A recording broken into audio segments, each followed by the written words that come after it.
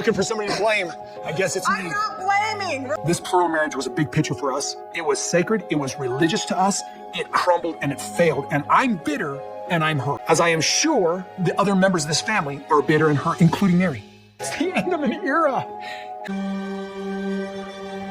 Meri was nothing more than a pawn in Robyn and Kody's little game.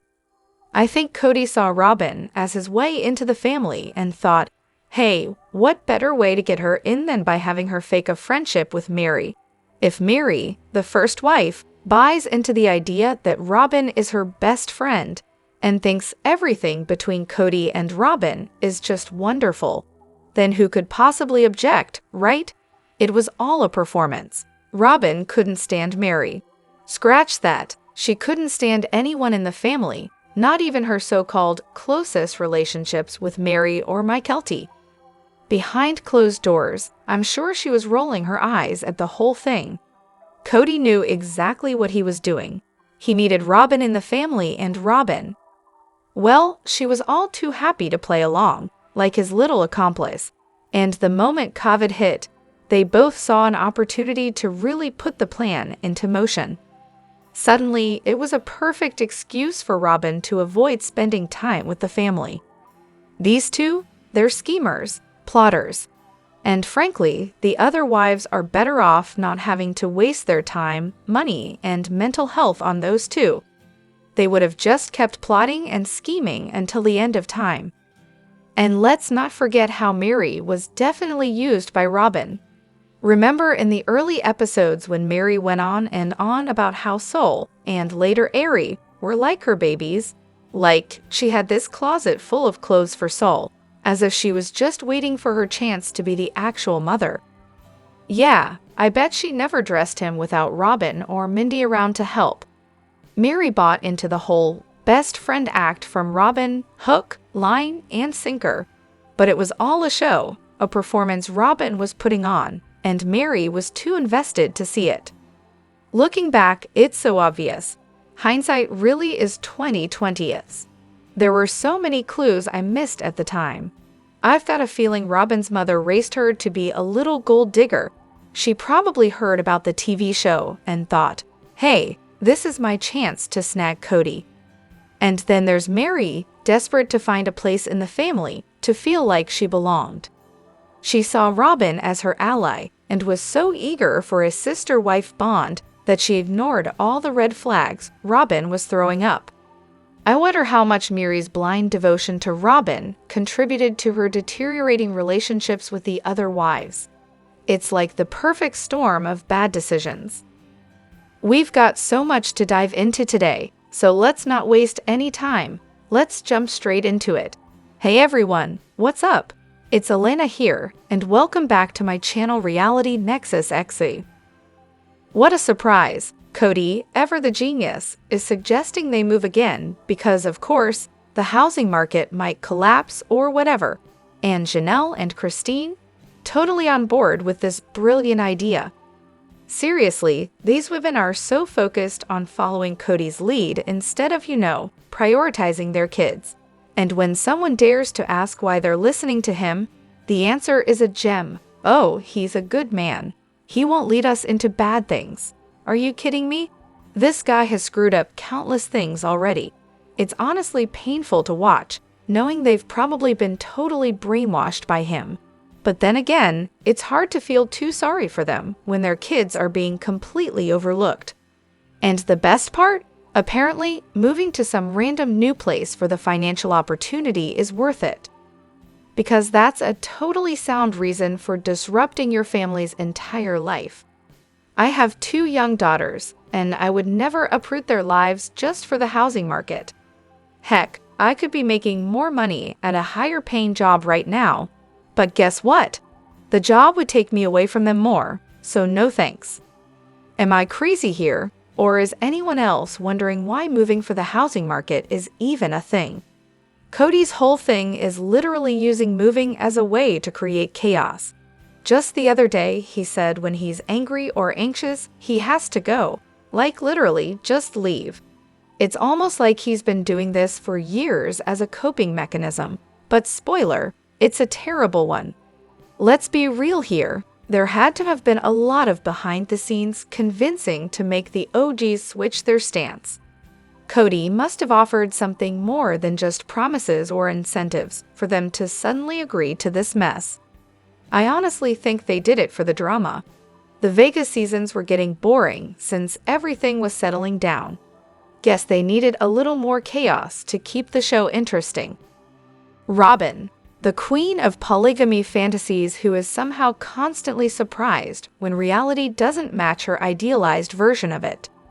To answer the question, yes, Robyn is obsessed with being a sister wife, and honestly, it's probably because of the cult she was raised in. Imagine growing up in a world where a man with 4 wives is basically treated like royalty. Everyone adores him, looks up to him, and praises him as the epitome of success. It's no wonder she's fixated on the idea of being with a prominent man like Kody, who she likely thinks is the pinnacle of polygamous greatness. But let's get real. Robyn has never really experienced true polygamy. She's always been Kody's favorite, the chosen one who only has to endure the whole sister-wife thing for a few hours when Kody's off with the others.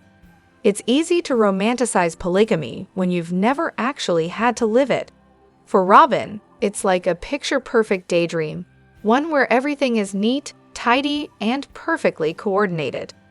She's living in a bubble of delusion, blissfully unaware, or maybe just unwilling to acknowledge how difficult it is for the other wives, who are actually in the trenches of a real polygamous relationship. She doesn't get that it's not the same for everyone, because, surprise, it's not working for her like it does for them. But let's be honest, there's probably another huge factor at play here: money. The show, the fame. Robyn is no dummy. She knows what keeps the cash flowing, and she's all about keeping the spotlight shining on her and Kody, no matter how messy things get behind the scenes. Now, here's where it gets tricky. There's a lot of chatter about Robyn wanting to be the only wife and pushing the others out. Some say she orchestrated this whole thing, but I don't buy it. When she cries about wanting to sit on the porch with her sister wives, I actually believe her. The thing is, Robyn seems emotionally stunted, like really stunted. Her understanding of relationships feels stuck in adolescence. She romanticizes plural marriage like it's some kind of fairy tale. Perfect little old ladies bonding over grandkids and cookies on the porch. It's cute in theory, right? But Robyn doesn't understand the hard work and emotional complexity that goes into those relationships. She wants a storybook ending, but she's completely missing the chapter where people actually have to, communicate and care about each other for things to work. She's in love with the idea of polygamy, not the reality of it. The hypocrisy is priceless. Remember that time Truly had a birthday party at the McMansion?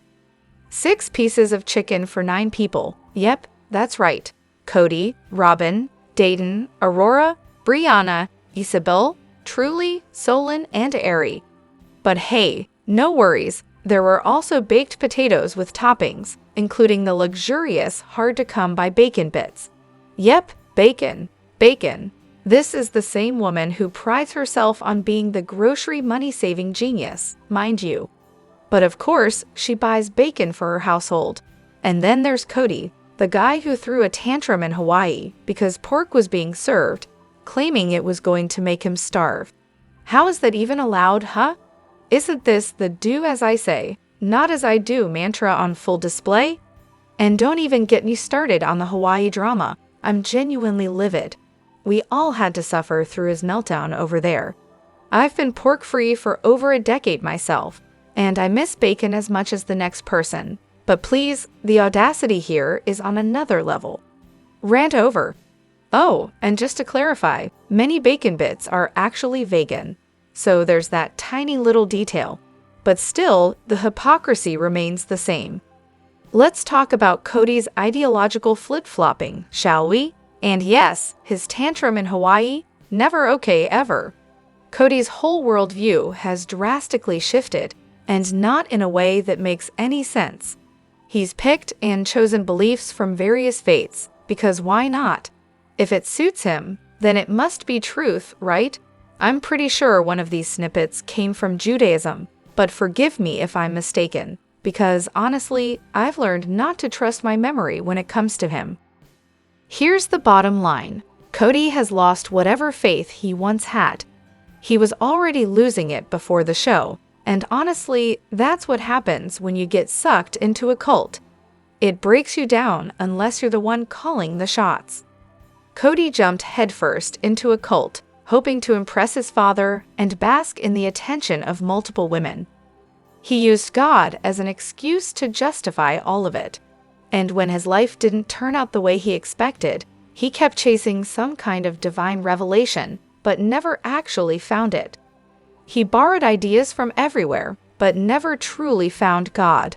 So all that stuff he cared about back then, it means nothing now, because he didn't find any peace in it, least of all the kind that could come from a true connection with God.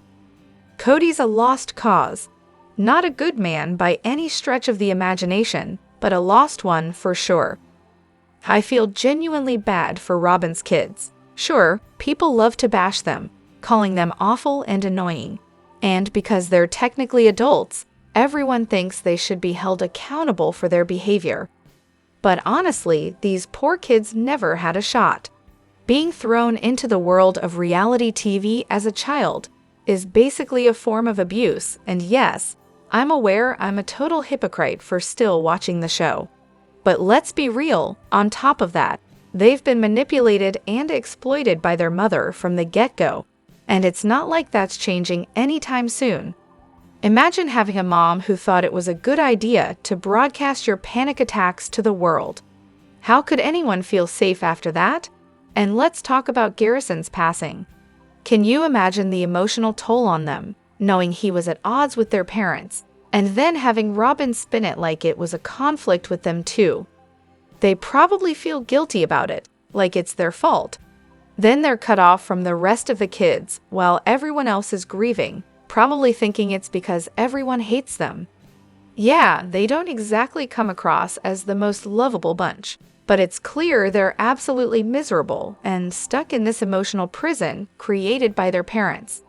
At this point, their best hope is to marry young and, fingers crossed, marry someone who'll actually treat them well, because I don't know how else they'll ever get out of this mess. We're diving into the what-ifs now. All right, buckle up, because if the Browns had stayed in Vegas, this whole saga would have been a different kind of mess. First off, let's just acknowledge that Janelle and Christine might have stuck around with Kody a little longer, maybe. But let's be real, the writing was on the wall for both of them.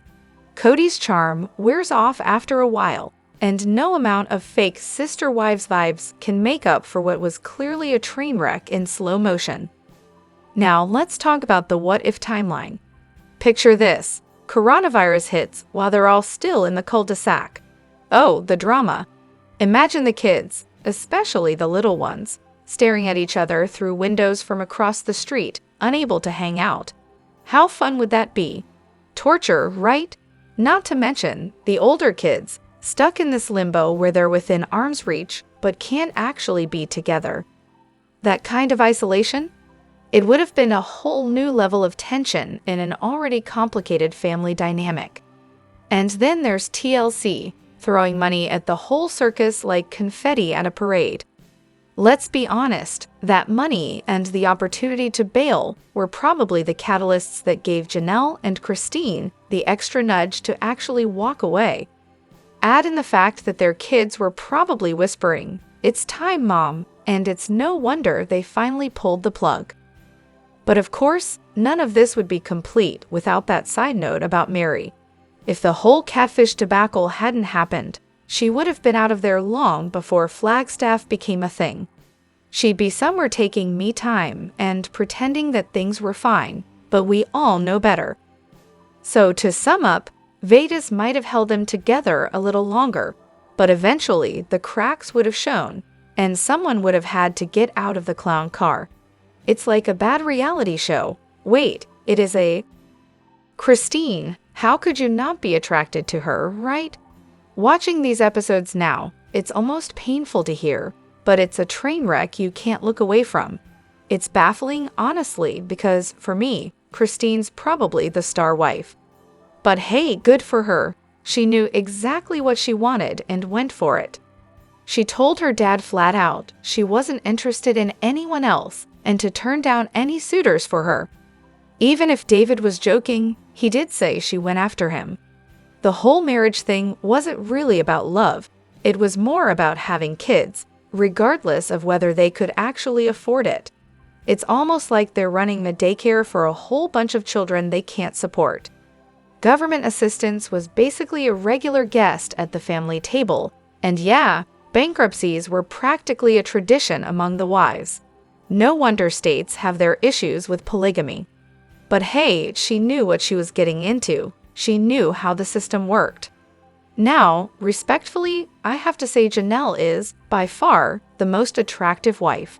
She's got these piercing blue eyes and a smile that lights up a room. Plus, she's way more poised than the rest. Definitely my pick. As for Kody, honestly, it feels like he can't handle anyone stealing his spotlight. A quiet, demure wife is just what his needy, attention-seeking self craves. Janelle seemed content to sweep everything under the rug for the longest time, never giving him too much grief. And I'll admit, she was the only one I saw him express any real sexual chemistry with. So I'm sure she was doing something to keep him happy in that department. Meri, well, she was the classic do whatever he wants, no questions asked type. Obviously really into him. They probably had a pretty active sex life. But Christine, she was always complaining, always upset, and wasn't just dropping everything for him. She wasn't having sex on command, so he probably didn't see her as high value anymore. And Robyn? Well, come on, we all know their chemistry. It's like a Netflix romance special. In my opinion, Kody resented Christine the most because she was just as outgoing as he was. She didn't let him hog all the attention. And when he realized Christine was actually the heart of the family, especially when the original kids started gravitating towards her for holidays, that's when it all clicked for him. He wanted her to just fall in line. He thought he could banish anyone who dared step out of line, and that everyone else would keep orbiting around him forever. But Christine? Yeah, she wasn't buying into that nonsense. So Maddie's getting Robyn's hand-me-down couch. Not exactly the worst thing ever, right? But here's the kicker. She has to finance the couch. Yep, you read that right. It's a couch, not a house. But okay, sure, let's pretend that's totally normal. Anyone got any pictures of this legendary couch? I thought I'd ask here before I get sucked into a rabbit hole of endless couch research. Honestly, I have a theory. They all act like they're barely scraping by, but I'm pretty sure they're rolling in way more cash than they let on. It's almost like they're trying to keep up the whole humble, struggling polygamist act while being on a massively popular reality show. Classic move. Oh, and about Dayton, did he really change his name back and move in with his biological dad? Because that sounds like exactly the kind of plot twist I need in my life right now. Season 15, Episode 3. Watching Sister Wives for the first time, and I've hit the episode where the family has just moved to Arizona and is debating who gets which spot at Coyote Pass. Honestly, is Meri just trying to be difficult? Like, is this a deliberate act of rebellion because she's still bitter about leaving Vegas? The way she's flipping out over something as simple as picking a spot to live is bizarre. Is she actually upset because she feels like she's being purposely outcast by being assigned the trees? She literally said she liked the trees when she and Kody checked it out together. So yeah, she's being weirdly insufferable about this whole thing. And it's the first time in forever that I actually agree with Kody. That's saying something. And then, to top it off, she starts yelling at Kody and Robyn for no reason, while they're just having a normal conversation during their outing. Like, why? The three of them go out together, and Meri just has to stir the pot. She went from being my favorite to the absolute bottom of my list. I can't even. Rant over, I guess. I've watched this season 3 times now, and I'm convinced this is just the real Meri. Kody's frustration? Yeah, it's legit. This is the same Meri that Janelle and Christine have been dealing with for years before the cameras even rolled. No wonder there's zero love lost between Kody, Christine, and Janelle now that Meri's completely dropped out of their lives.